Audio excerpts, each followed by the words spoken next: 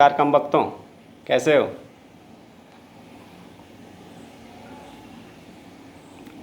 नहीं बताएंगे कैसे?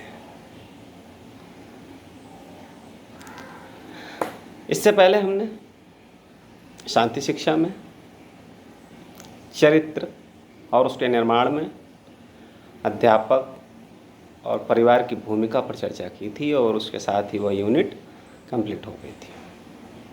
बहुत अच्छा लगता है कि आप सबको पसंद आ रहा है वीडियो, आप सब देख रहे हैं, सुन रहे हैं। ये हमारी सफलता है। मुझे लगता है कहीं ना कहीं आपको लाभ ही होगा, आपको लाभ ही मिलेगा। तो बढ़िया है, मुझे खुशी होती है कि हमारे विद्यार्थी हमारे होने से लाभान्वित हो रहे हैं। आज हम एक नई यूनिट शुरू करेंगे। छठी यूनिट है, 11 यूनिट में से छठवीं यूनिट है और नाम है व्यवहारवाद। व्यवहारवाद, बिहेवियरलिज्म। व्यवहारवाद पर हम चर्चा करें उससे पहले हम ये जानें कि व्यवहार क्या है। कुछ विद्यार्थी जानते भी हैं, मैंने क्लास में भी एक बार पूछा है शायद, और अच्छा रिस्पांस आया था। तो व्यवहार है क्या?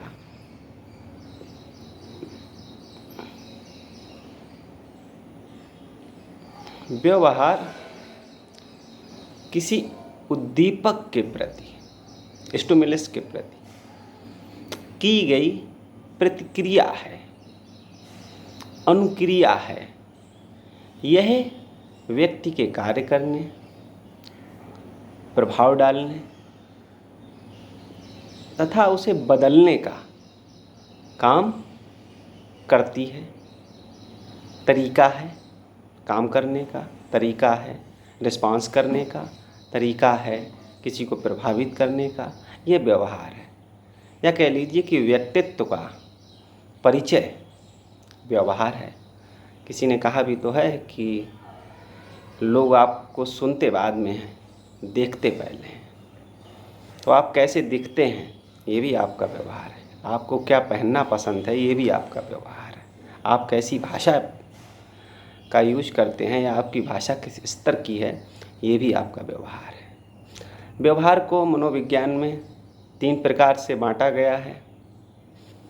पहला, गतिज व्यवहार, कि आपकी क्रियाशीलता कैसी है, आप कितने क्रियाशील हैं, कितने सक्रिय हैं, कितने निष्क्रिय हैं। दूसरा है अंतरावयव, इंग्लिश में कहते हैं विसरल। इसमें आपके आंतरिक विचार क्या हैं, आपके भाव क्या हैं, आपके संवेग क्या हैं, आप सोचते क्या हैं। जो सोचते हैं उसी का रिस्पांस बाहर होता है। तीसरा है शाब्दिक, वर्बल। वर्बल में चिंतन और कल्पना कि आप कैसे सोचते हैं। यह लाइट चली गई तो 5 बार ये टूं टूं करेगा। तो व्यवहार ही प्राणी के व्यक्तित्व का परिचायक होता है। व्यवहार का परिष्करण यानी व्यवहार में इम्प्रूवमेंट, शुद्धता, प्योरिटी लाना ही शिक्षा का एक मूल उद्देश्य है। आपका व्यवहार एक उच्च शिक्षित व्यक्ति के हिसाब से हो, पढ़ा लिखा अलग होता है और शिक्षित होना अलग होता है। तो आपका बिहेव जो है वो एक वेल एजुकेटेड व्यक्ति के हिसाब से हो, के अनुसार हो। आपका व्यवहार, आपकी प्रतिक्रिया, आपके विचार, आपकी सोच, आपकी कार्यशैली, यह एक एजुकेटेड पर्सन वाली हो, तब ये माना जाएगा कि आपको एक उचित शिक्षा मिली है। व्यवहारवाद में उद्दीपन और अनुक्रिया क्या है, इसे जानने से पहले हम ये जानेंगे कि व्यवहारवाद के जनक, स्थापक जे.बी. वाटसन माने जाते हैं। जे.बी. वाटसन का ही एक बहुत ही प्रसिद्ध स्टेटमेंट है कि मुझे कोई भी बच्चा ला कर दे दो, आप उसे जो कहेंगे मैं वो बना दूंगा। ये व्यवहार में परिवर्तन करने की क्षमता का चैलेंज था उनका कि आप जैसा बताओगे मैं उसे वो बना दूंगा। यदि उससे आगे अगर मैंने विचार किया तो मैंने ये पाया कि यदि उसकी क्षमताएं सामान्य हैं और विशिष्ट हैं, तब तो कह नहीं किया, विशिष्ट सकारात्मक हैं, तो मान लीजिए नकारात्मक विशिष्ट है, वो उसकी क्षमताएं अक्षम हैं, वह कमज़ोर है, तो थोड़ी मुश्किल आ सकती है अगर इस पर विचार किया जाए तो। लेकिन वो कह रहे हैं, उन्होंने कहा कुछ सोच के ही कहा होगा कि कोई भी बच्चा लाकर मुझे दे दो, आप मुझे जैसा आप चाहोगे मैं वैसा बना दूंगा। और इन्होंने प्रयोग भी किया अपने बच्चे के साथ। तो काफ़ी इन्होंने ये पाया कि उद्दीपक के अनुसार से व्यवहार को परिवर्तित किया जा सकता है। यह व्यवहार के विषय में चेतना के पक्ष में नहीं है कि आपके व्यवहार को चेतना प्रभावित करती है, जो कि बात फ्रायड कह रहे हैं। ये उससे सहमत नहीं हुए। इनका कहना है कि व्यवहार को उद्दीपक प्रभावित करता है। जैसा हमें उद्दीपक मिलता है हम उसके अनुसार अनुक्रिया करते चले जाते हैं, और उद्दीपक के साथ अनुक्रिया हुई, बस घटना पूरी।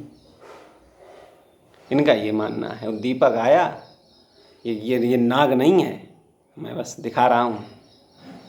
ये मान लीजिए उद्दीपक है, और उसके जैसे कि मान लो कोई नाग ही आया सामने, तो हम डर के पीछे भागे, बस घटना खत्म। ये व्यवहार को वस्तुनिष्ठ और प्रयोगात्मक मानते हैं। मतलब व्यवहार जो है विशिष्ट है और उसे प्रयोग के द्वारा इम्प्रूव किया जा सकता है, सुधार किया जा सकता है, उसे अच्छा ही बनाया जा सकता है, उसे बुरा भी बनाया जा सकता है।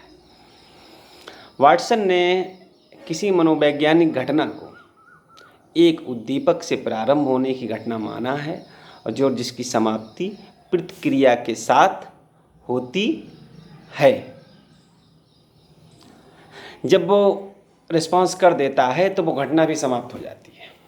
वाटसन ने ये माना है। जैसे उद्दीपन है हमारा, किसी विद्यार्थी ने अपने टीचर को बोला कि नमस्ते सर, तो जो विद्यार्थी का नमस्ते सर है, स्टूडेंट्स का जो नमस्ते अभिवादन है, वह है उद्दीपक।